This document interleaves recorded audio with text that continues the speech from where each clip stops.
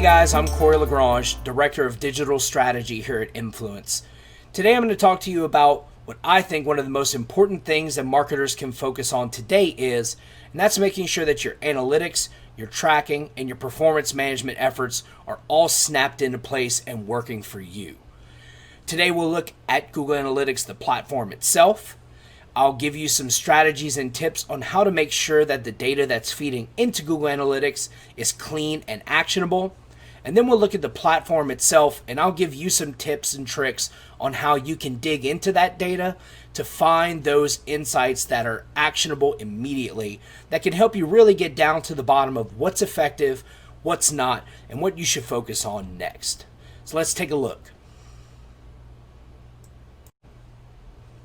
So first and foremost, your data and analytics program is only as good as the data that you're feeding it.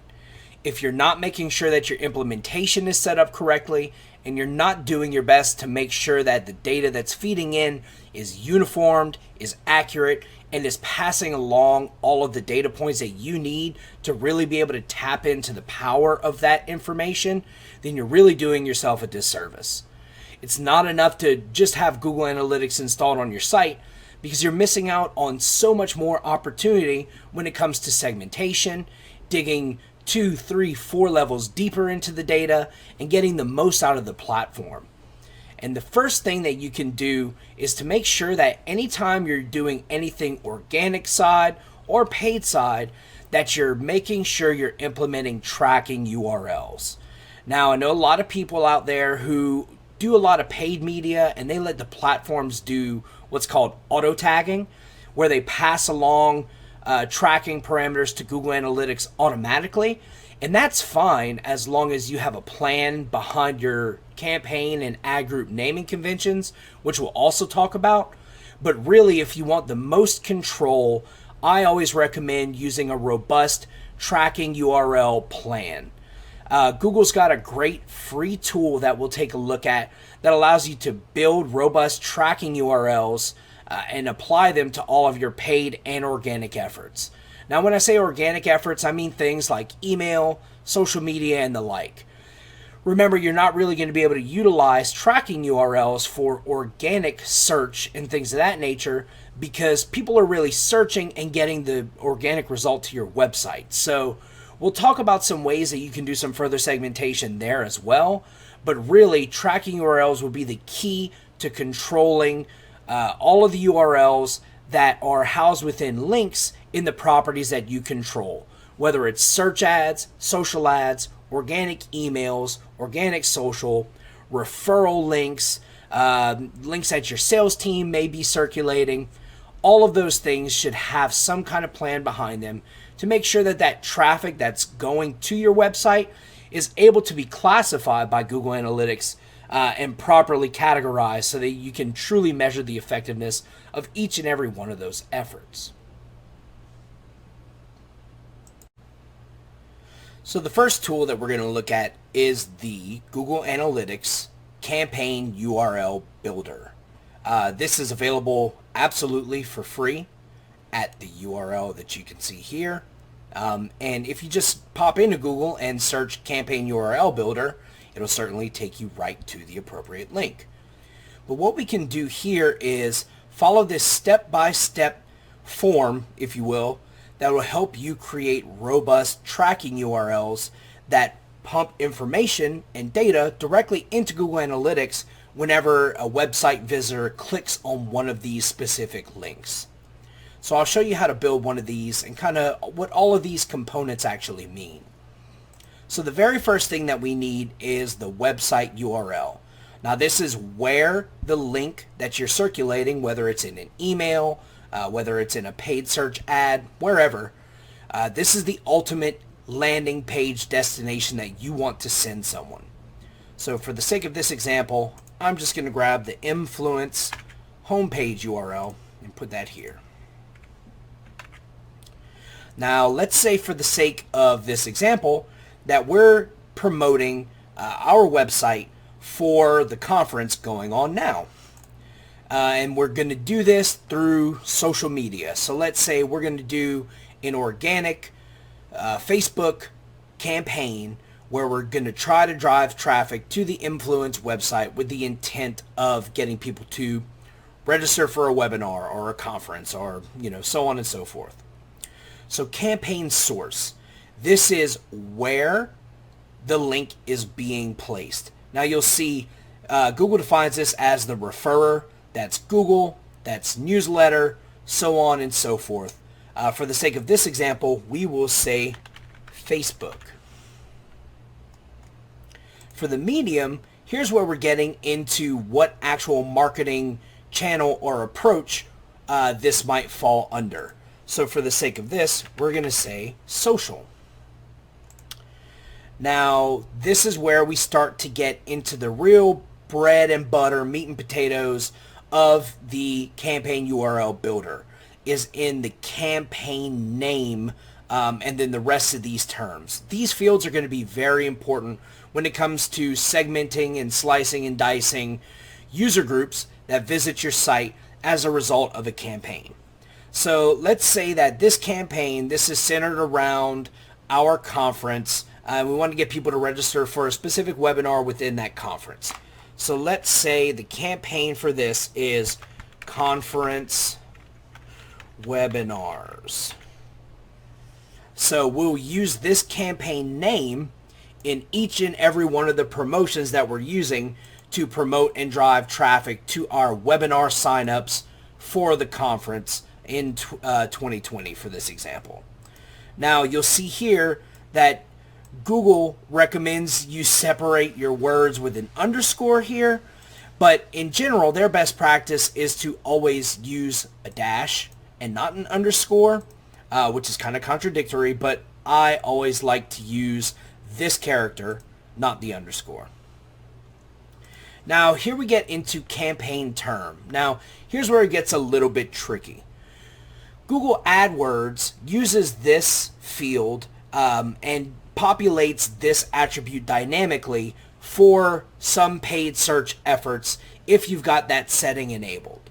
Now for the sake of that, if you're running really heavy paid search and you're letting the Google Ads platform auto tag things, you probably want to leave this campaign term blank, because as you'll see, it's not a required field for generating a tracking URL. Those fields are indicated with this red star here.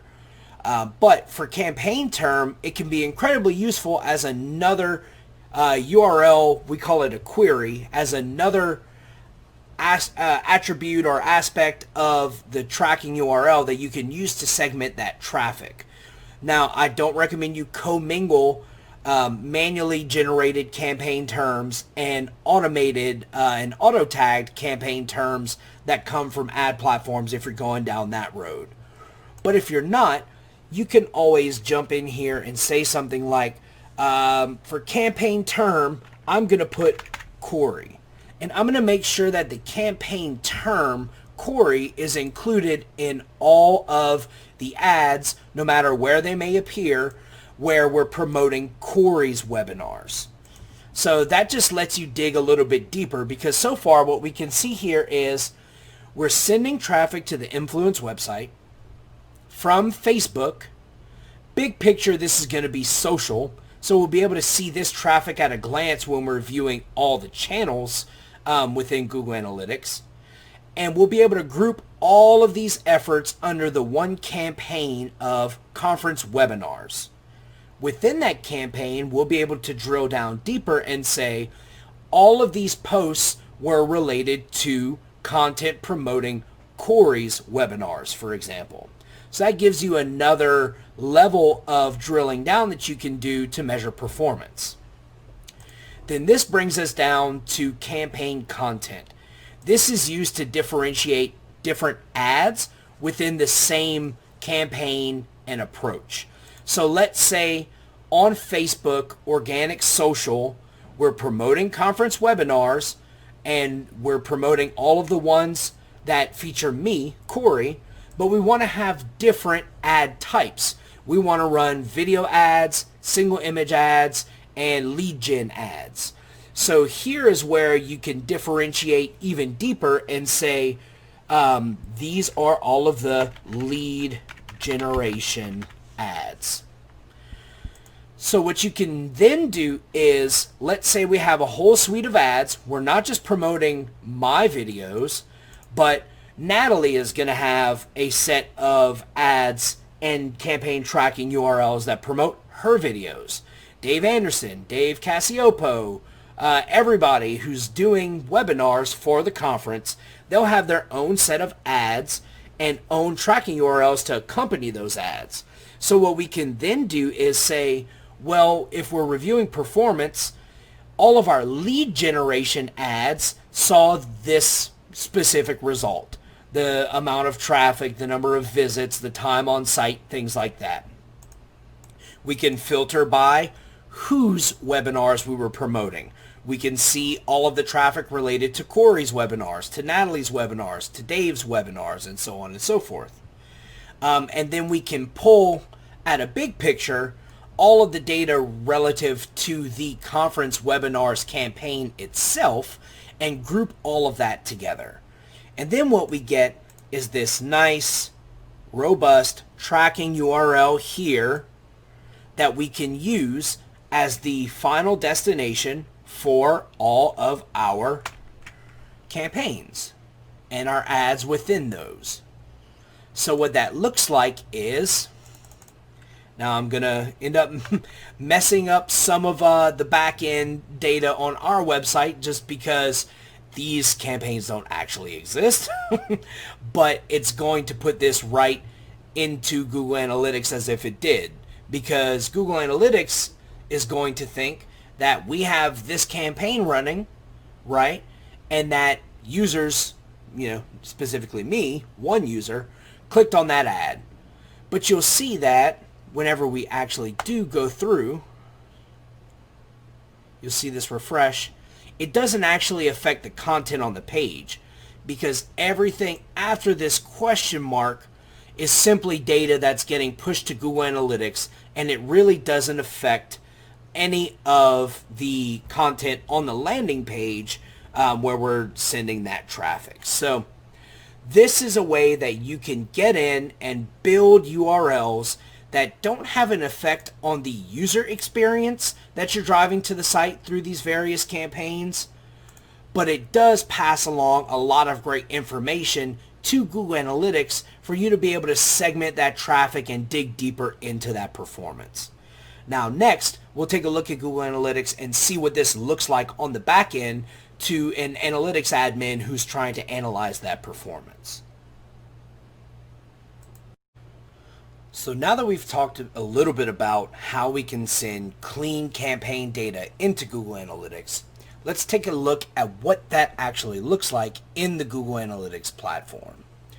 Now, since, it wouldn't be a really good partner move for us to share Google Analytics data from any of our current partners or even from the Emfluence platform itself, what I'm going to do is show you some data in Google Analytics from the Google Analytics demo account. Now, a lot of people don't know that this exists, but Google actually has a demo analytics account that you can get instant access to just by requesting it and coming to this page. So all you have to do is search Google Analytics demo account and you'll be populated with this specific knowledge base article, and it'll give you access to a Google Analytics account that is actually tied to the branded gear Google store. So this is their official merchandise score, and what they've done is attached Google Analytics to it and given a pretty robust analytics view to whoever wants to kind of dig into the platform and poke around without having to connect it to one of their own web properties. Now, some of these features are limited when we're talking about power user features, but for the sake of this tutorial and this conversation, it's really got all of the individual reports and things that we want to take a look at connected to where we can start to kind of dig in. So first and foremost, if you don't have Google Analytics set up or you're really worried about messing up some of your data by clicking around, go ahead and request access to this Google Analytics demo account. Remember that each of these pages in this report is going to correspond to a page in this store, and you're going to see some real life revenue data, user activity, and stuff like that. So this is what we're greeted with whenever we first log into Google Analytics. Now, for some of you, this is a duh moment, but for others, it may not be. So once you land here, you can access all of your Google Analytics campaign data by going to the acquisition report, choosing campaigns, and clicking all campaigns. Now, of course, this is not going to add up one-to-one to the examples that we built here, but you can see the parallels, with this example campaign and this, demo account that Google Analytics has set up. So we're looking at the attribute of campaign name whenever we get into this report. So you see, if we were trying to replicate this kind of naming convention, we would use something like this whenever we're building out our campaign name, so that gets pushed through to the platform here. Now, when you're in this campaigns report, you can dig deeper into some of this data. The first thing I'm going to do is expand this date range so we get a little bit more, in our view. Click apply. And this will give us some more campaigns to kind of take a look at. So what we're going to do first is show you where each and every one of these different attributes shows up in the analytics front end. So we've shown you how to get to campaign name. Now we can look at campaign source. So we have partners and we have Google. That's exactly what we would see here. We would have partners or Google. We also have medium, which is affiliate or CPC. Also the dreaded not set, which if you've ever dug into Google Analytics and you see that not set metric display, that can be incredibly frustrating. But that's a whole nother story for another webinar here. So you see source, medium. What you may not see is content. So where we've defined content as lead generation, which is where we'll bucket in each of these specific lead generation ads, let's take a look at what they have here for content. And if you're ever in a report and you want to see more data, you can always choose primary dimension and see if it lives in one of these different drop downs. So we see it's not in commonly used. It is not in acquisition. It is not in Google Ads. So if we don't see it here, what we can do is, let's first go back here. And we will do what's called adding a secondary dimension. So if you don't see the thing that you're looking for here in the primary dimensions, you can start to search for that dimension that you're looking for. And in this case, we're looking for add content. So if you'll remember, our example was lead generation. You'll see that whenever we look at this demo account, they've used it to kind of dig a little bit deeper into some of their product subcategories. So while we see here that their campaign is AW drinkware, the ad content is official Google drinkware. Same thing whenever you look at bags, you'll see here that there's AW bags and AW bags, but this traffic is related to Google merchandise collection. This is related to official Google branded bags. So you see, this is where we can get some more differentiation from campaign to content. Because if we were just looking at the campaign AW bags, we would get all of this data in aggregate. So any line item you see that has AW bags would just be bundled together when it comes to users, new users, sessions, so on and so forth. But by drilling a level deeper with this secondary dimension, which is add content, we can see more about the performance of each of these different ads that were placed. So we can see that when we're talking about users, there were 63 users in our time frame for the official Google branded bags ads in the AW Bags campaign, as opposed to 30 for the Google merchandise collection ads under the AW Bags campaign. Now, this is where it gets a little bit tricky.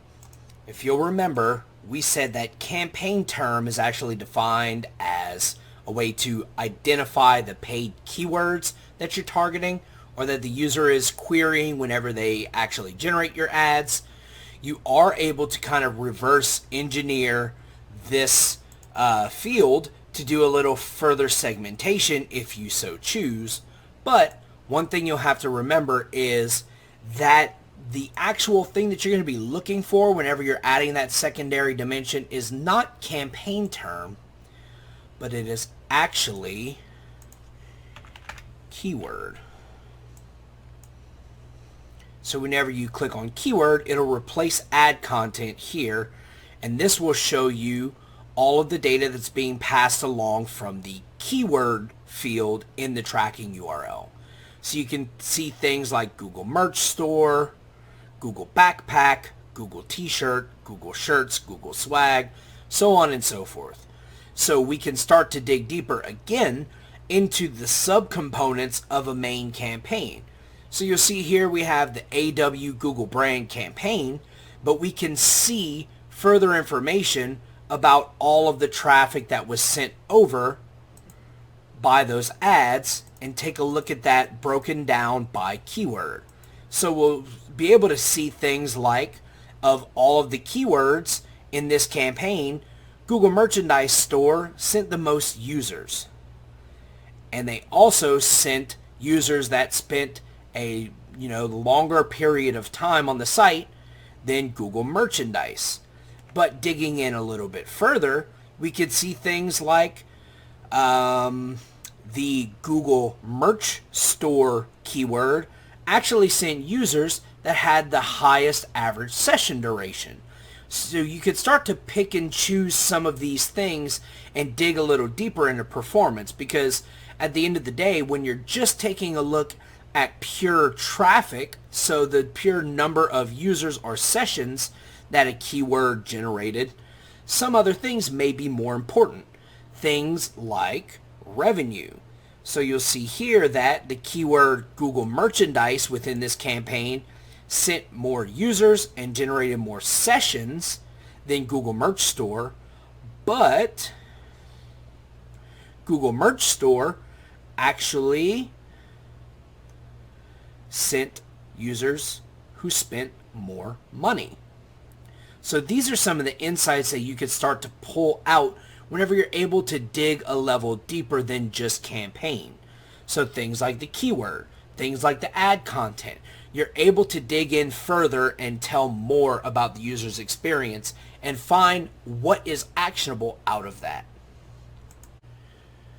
Now, even though we've discussed that the details for all campaign reporting lives within the acquisition and campaigns report in Google Analytics, that doesn't mean that that's the only place where it lives.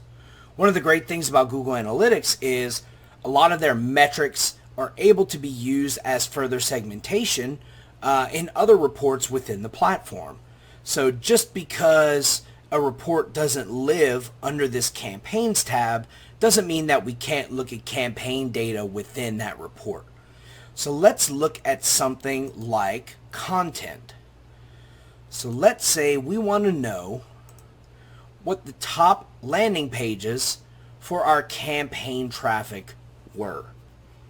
So what we'll do is we'll navigate here to site content and landing pages, and then we can add the campaign secondary dimension. So now you'll see there are a lot of results for not set, and that means there either was not a campaign UTM that was set, or it's just not a landing page for a channel that has any kind of discernible campaign attribute set to it. So something we can do is, let's expand this list and let's sort alphabetically by campaign name. And this should give us a few lines of data to be able to see what this looks like. So you'll see we had a whole lot of traffic from the campaign designated as data share promo. Now, whether you like to see that from Google or not is up to you, but we're seeing that that is one campaign that drove traffic during this time and has trackable landing page volume that we can look at.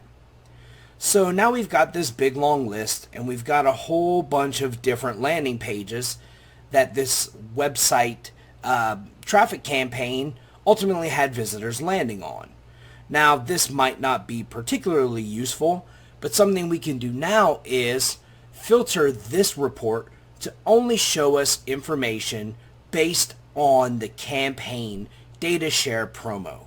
So what I'm going to do is come over here and click on Advanced and tell Google to show me only results that include the campaign containing, and there are a lot of different parameters you can assign here. You can also exclude if you'd like. So you can say campaigns containing, and then we'll just start typing data share promo, and we'll choose that, and we'll hit apply. Now this report is only going to show us data associated with the campaign data share promo. And you see we're here in the landing pages report. And you can replicate this in a number of different places on the site. But the benefit that we get now is we get all of the different metrics that are associated with this landing pages report, and it's broken down to show me only traffic coming from the data share promo campaign itself. So we can see things like, as a whole, this campaign earned about a 60.6% bounce rate, which is pretty solid for an ad campaign. The average number of pages per session was 2.38. Visitors spent about 2 minutes on the site when they landed from this campaign, and so on and so forth. Unfortunately, it doesn't look like this campaign actually generated any revenue, but this might not have been a revenue-centric campaign. But that just goes to show you some of the ways that you can lean on some of this tracking URL data to dig deeper elsewhere within the site. Now, once you set this campaign attribute up and you start getting information funneling in from your various sources, you can also do things like building segments based around campaigns. So a segment is basically a cross-section of traffic that you want to laser focus in on in Google Analytics. So you can do things like create segments to only show you traffic related to a certain ad campaign. So we can say things like, let's see, behavior. This is where you can drill some of the things down like sessions and transactions. Let's see, conditions. So we want to include sessions where the campaign contains, and this will give us a list of all of the different campaign names that Google Analytics is seeing within this time frame. So let's do this. Let's choose AW Google brand, because we remember that there was quite a lot of information related to that. So once you set this parameter up, you'll see here that it'll give you an overview of it. It'll say this accounts for about 1% of all users during this time frame. There were 3,368 users, and they generated about 4,800 sessions. So let's call this AW Google brand campaign traffic. And the beauty of this is it doesn't matter where you've used that tracking URL. If traffic is attributed to that campaign, AW Google brand campaign traffic, it's going to be lumped in with this. So we can go to really any report here in Google Analytics, things like the audience overview. and see even more information related to the audience that was driven to the website by this campaign. So we can see things like the number of users, new users, sessions, page views, pages per session, average session duration, their bounce rate. All of these things you can kind of dig deeper and analyze this campaign's traffic and see what the results were. Now, I haven't done this prior to this walkthrough, but let's see if there's any e-commerce revenue attributed to this campaign. And I believe that there should be, because we saw some before. So now we see we're only looking at traffic that came to the site from this campaign.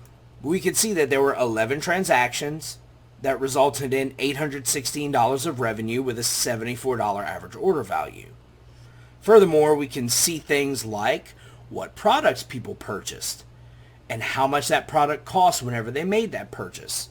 All kinds of different bits of information that we can use to dig deeper and analyze our performance based only on these tracking URL campaign parameters. Just an absolute wealth of data at your fingertips if you make sure that before you push a campaign live, you're doing your due diligence and setting up your tracking URLs properly and making sure that they're implemented correctly. In my opinion, it's definitely worth taking the extra time to do.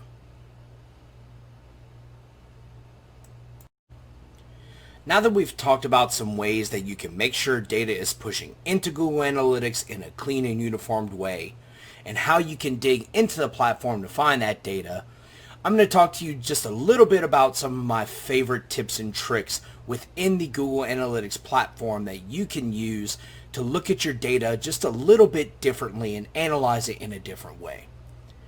Now, if you've spent any time in the Google Analytics platform, you're certainly well aware that whenever you set your date range, you can also set up a comparison. So here you'll see that I've selected January 1st, 2020 through July 31st, 2020. And let's say we want to look at performance compared to the same time period in 2019. So I can set that comparison up this way. It's really not hard to do. But we can see that in broad strokes, we're not doing quite as hot as we were at this time last year. Now, with COVID and everything going on in 2020, that's not a surprise. I can't imagine that the Google Merchandise Store is immune to any of these ill effects of a global pandemic. So, it bears to say that this is probably to be expected. But let's dig a little bit deeper into some of the finer points within the behavior report. So let's look at all of the pages in the site content report. Now, whenever we look at the traffic from 2020 compared to 2019, we can see that there was a lot less traffic to the home page in this calendar year as opposed to in 2019. While on the other hand, we see that the store itself got a ton more traffic, about 300% more. Now, we can sort by any one of these attributes here in this report, which is normally how anyone analyzing analytics data would likely do this kind of activity. So we can sort by page views, we can sort by average time on page, which will tell us the page that elicited the longest visits. So we can see things like the Google redesign, bags, the roll top, backpack, reflective. You know, that just really got people intrigued, and they spent about 20 minutes on average on this product page. So I guess there's quite a decision to be made on whether or not you're going to buy that roll top backpack. You can do things like sorting the page by bounce rate or by exit rate or any of these different things. And what that's going to do is give you a picture of what's going on in this time frame for 2020 compared to the previous year. Now, that's certainly helpful because it lets you evaluate the current traffic. But have you ever wondered what was happening on your website last year and how that changed over the new reporting period that you're taking a look at in Google Analytics? So sometimes whenever I'm just doing analytics discovery, I'm digging around to find any trends, try to pick out some anomalies, try to surface some insights that aren't readily apparent, I will go in here and actually switch out the dates and say, give me a view of 2019 as my primary date range and compare that to 2020 in that same time frame. So what that's going to actually do is give me this report and show me the state of the website in the previous year and how that has changed over time. Now, as you can see, this date picker can be a little nitpicky. You saw I pinned this in all correctly, but it actually morphed me back all the way to the very beginning of time for the sake of this activity. So I will go ahead and try this again, see if this sticks. There we go. And as we know, Google Analytics can be a little finicky sometimes. But now we get a view of 2019 and what things were happening then as compared to 2020. And sometimes it's helpful to be able to pull certain insights, like how has the website changed over time? Or what pages were really incredibly popular last year but aren't this year? Because if I'm looking at the report for this year alone, it's only going to surface those most popular pages for the time frame that I'm looking at, which the primary date range is this year. So a lot of times those insights get buried and buried and buried. So as an example, you'll see this page is not one that would have likely shown up in my cursory review if I'm looking at 2020 and comparing that to 2019, because it's sorting page views by greatest to least. But in 2020, this Google redesign bags subcategory got very little traffic as a whole, but it was an incredibly popular landing page or, overall content page in 2019. So this shows me there was just an incredible drop-off of traffic to the tune of almost 67,000 page views. Now, if this isn't something that I was expecting to see, I would certainly have to go back and speak to my webmasters and see what happened to make this traffic drop off so dramatically. Now, maybe it's a subsection that just doesn't even actually exist anymore on the site. And more often than not, you can click on this and it'll send this little pop-up and show you the actual page. Now, yeah, you can see that here in 2020, this page doesn't actually exist anymore. And unfortunately, naughty Google hasn't set up a redirect either. So there's really not a good way of telling what the content of this page was to see if we should go back and repurpose some of that, because obviously at one point it was a very popular page for the site as a whole. But this is not something we ever would have noticed if we were only looking at 2020 and comparing it to 2019, because this page just never would have shown up in that overall traffic report. You see the same for this apparel men's warm weather gear. We just never would have come across this page to even analyze its performance if we had only been looking at this in the traditional way. I'm going to share with you guys one last report here in Google Analytics that I always love to dig into. Now, it requires a little bit of setup on the front end sometimes, but whenever I'm trying to dig deep into overall user behavior on my website, this report can give you just a super robust review of overall visitor intent for users that land on your website. Now, normally, when we're trying to diagnose the intent of a visitor who lands on your website, the main ways that we might go about doing this are looking at their organic or paid queries, if they're a user that came in through paid or organic search. And for the paid side of that, we would use the query report in the Google Ads platform or the Bing Ads platform. And we would use one of the various webmaster tool suites, whether it be Google or Bing, to tell us a little bit about the organic queries that drove visitors to the website for a certain time period. Now that tells us what people were looking for whenever they ultimately came to our site. Now that's incredibly valuable because it can help us diagnose the strength and value of that traffic. But there's another report in Google Analytics that will help us figure out whether or not we have the content that users are looking for once they land on our site. And to find that, we're going to go and dig into the behavior report and go into the site search and search terms report. Now this is an incredibly powerful report because what it shows you is the actual terms that users typed into your on-site search function, meaning that these are the things that they're trying to find whenever they might hit a roadblock in getting the content that they're looking for. This is incredibly useful whenever you're, one, diagnosing how you can better enhance user experience on an e-commerce website.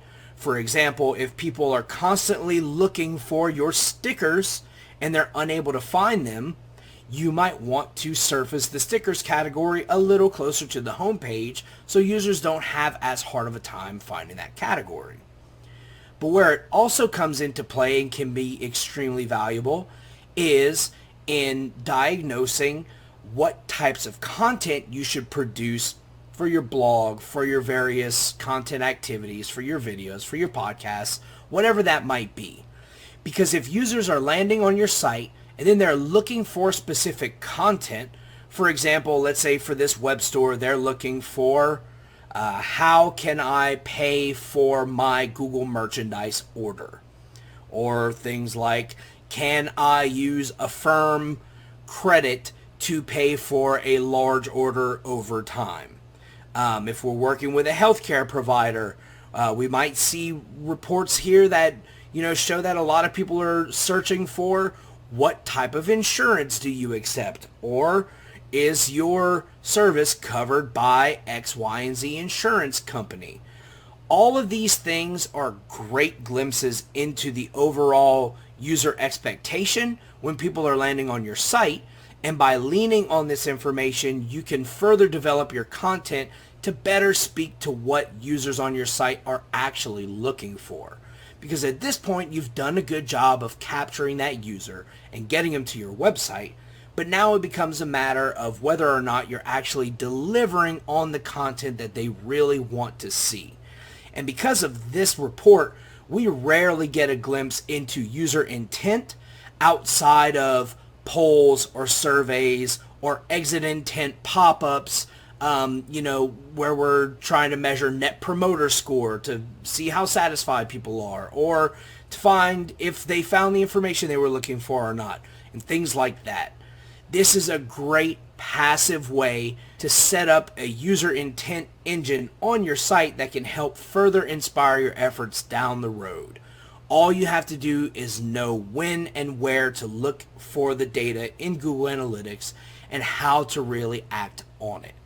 Now, obviously, we've really only scratched the surface with any of these tools and features, but I really encourage you during this time, if you're trying to figure out what your next step should be when it comes to marketing and advertising, whether you're pivoting or staying the course, whether 2020 has been great for you or terrible for you, I implore you to really take a look at your analytics in your tracking program and make sure that you not only know these tools intimately, inside and out, that you're spending time in them, but that you're really looking and digging deep at the measures that matter, ignoring things like vanity metrics like total number of visitors, total number of sessions. Those are really important metrics, but those metrics alone don't tell you a whole lot. Yeah, we always want to see an increase in traffic and an increase in sessions and a decrease in bounce rate. But really, at the end of the day, if you aren't digging deeper into your data to find the tidbits that are actionable, all you're really doing is reporting. You're not pulling out insights, and you're not helping your future position by pivoting based on the data. So if I had to leave you with one thing, I would say if you're using Google Analytics, make sure you take the certification course. It's free. It's really intuitive to walk through the content, and I guarantee that even if you feel like you know Google Analytics pretty well, you'll come out of that having so much more confidence in your data gathering and analysis ability. And then you can apply all of those learnings to your business and your specific use case. Because really and truly, Google Analytics as a tool, the opportunities are just endless. So dig in, find the data that's worth finding, sit down, prioritize, and make sure that you're listening to the signals that your website traffic is sending to you.